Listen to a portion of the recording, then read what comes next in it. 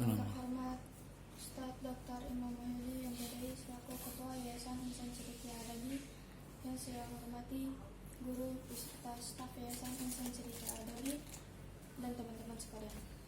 Innal hamdalillah nahmaduhu wa nasta'inuhu wa nastaghfiruh wa na'udzu billahi min syururi anfusina wa min sayyiati a'malina. Man yahdihillahu fala mudilla lahu wa man yudlil fala hadiya lahu. Asyhadu an la ilaha illallah wa asyhadu anna Muhammadan abduhu wa rasuluhu la nabiyya wa rasulullah ba'da. Amma ba'du. Pertama-tama, yang paling utama, tak lupa kita panjatkan puja, puji serta syukur kita atas kehadiran Allah yang telah memberikan kita nikmat sehat, nikmat jasmani, nikmat rohani, sehingga kita dapat menuntut ilmu di majelis yang insya Allah mubarak ini, insya Allah penuh berkah ini. Kedua kalinya, salawat berdemikian salam, tak lupa kita selalu mengajukan kepada Nabi besar kita, Nabi terakhir kita, ini mujahidin kita, ya Nabi Muhammad sallallahu alaihi wasallam. Yang kita nanti-nantikan syafaatnya di yaumil akhir. Baiklah, berdirinya saya di sini akan menyampaikan kultum yang berjudul beradab kepada orang tua. Rasulullah sallallahu alaihi wasallam bersabda, "Ridho fi ridho walidain wa sakhatullah fi sakhatul walidain." Yang artinya ridhonya Allah terdapat pada ridhonya orang tua dan murkanya Allah terdapat pada murkanya orang tua. Di situ dijelaskan bahwa kita tidak boleh membuat orang tua kita murka, karena jika kita membuat orang tua kita murka, Allah juga akan murka kepada kita. Contohnya, kita tidak boleh membuat orang tua kita marah dengan cara memperbanyak hafalan, belajar dengan sungguh-sungguh, mengikuti apa yang beliau perintahkan. Membuat orang tua ridho dengan cara, misalnya kita menghafal Al-Quran,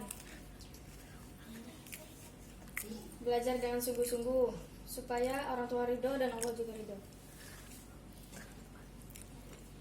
Kita tidak boleh membuat orang tua kita marah, karena kita berada di sini menuntut ilmu di sini itu karena orang tua yang membiayai kita belajar di sini. Memakai baju itu juga karena orang tua yang memberikan kita. Kita juga harus senantiasa hormat kepada ibu, karena surga itu berada di telapak kaki ibu. Ibulah yang mengandung kita selama 9 bulan, ibu yang mengurus kita, ibu yang merawat kita, mendidik kita. Ibu adalah guru kita saat kita masih baru lahir. Maka dari itu kita harus menghormati ibu kita dengan misalnya hal kecil, menghafal Al-Quran dengan banyak, lancar, lulus tasmi, belajar dengan giat, dan hal-hal lainnya. Ayah juga harus kita hormati, karena kalau kita ingin belajar di sini, kita harus mempunyai biaya itu juga karena ayah kita yang bekerja di luar sana.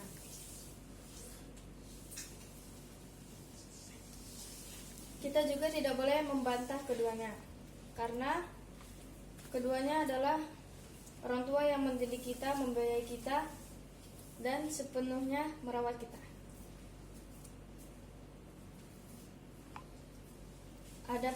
Adab kepada orang tua. Yang pertama, berbuat baik kepadanya.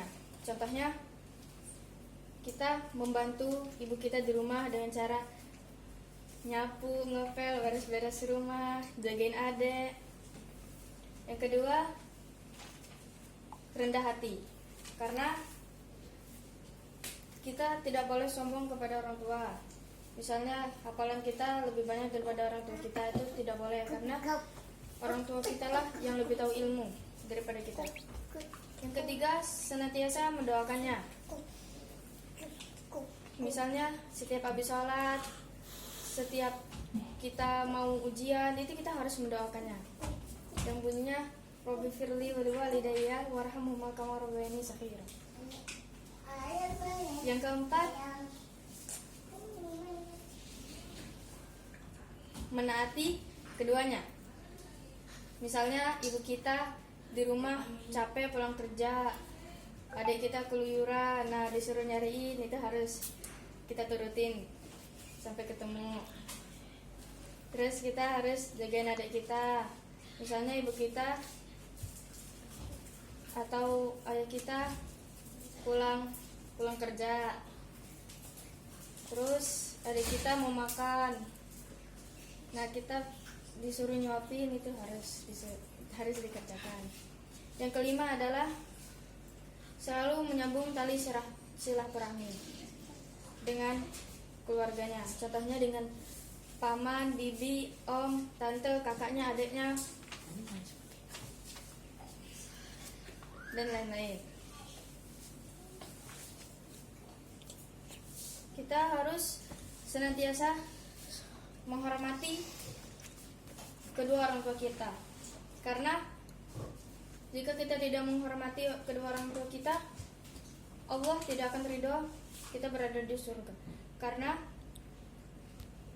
contohnya contohnya ayah yang bekerja mencari nafkah untuk membiayakan kita sekolah, membelikan kita baju dan lain-lain. Ibu yang mengasuh kita, membesarkan kita, mengandung kita, juga harus kita hormati. Kita juga tidak boleh membentaknya. Contohnya bilang ih atau apalah yang membuat hati orang tua sakit. Karena jika hati orang tua sakit dan orang tua murka, Allah juga akan murka kepada kita.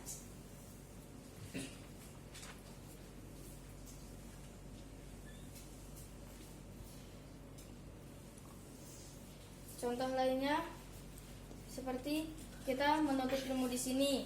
Kita bisa menuntut ilmu di sini, memakai baju seperti ini.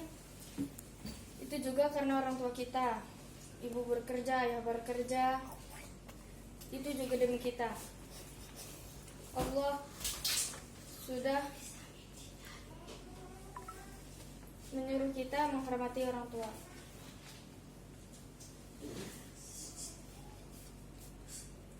Contohnya supaya orang tua bahagia, misalnya tasminya lulus, hafalannya lancar, tidak berbuat hal-hal aneh yang di pondok, tidak jajan banyak-banyak dan lain-lain.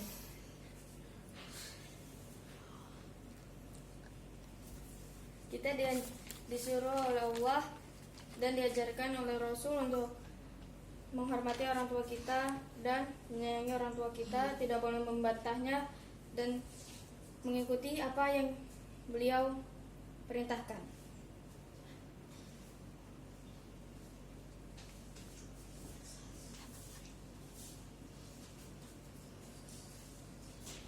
Baiklah, cukup ini saja yang bisa saya sampaikan. Semoga bermanfaat. Mohon maaf apabila saya ada salah. Kepada Allah saya mohon ampun. Unjur man qala wa la tamzur man qala. Lihatlah apa yang disampaikan, jangan lihat siapa yang menyampaikan. Wassalamualaikum warahmatullahi wabarakatuh. Waalaikumsalam.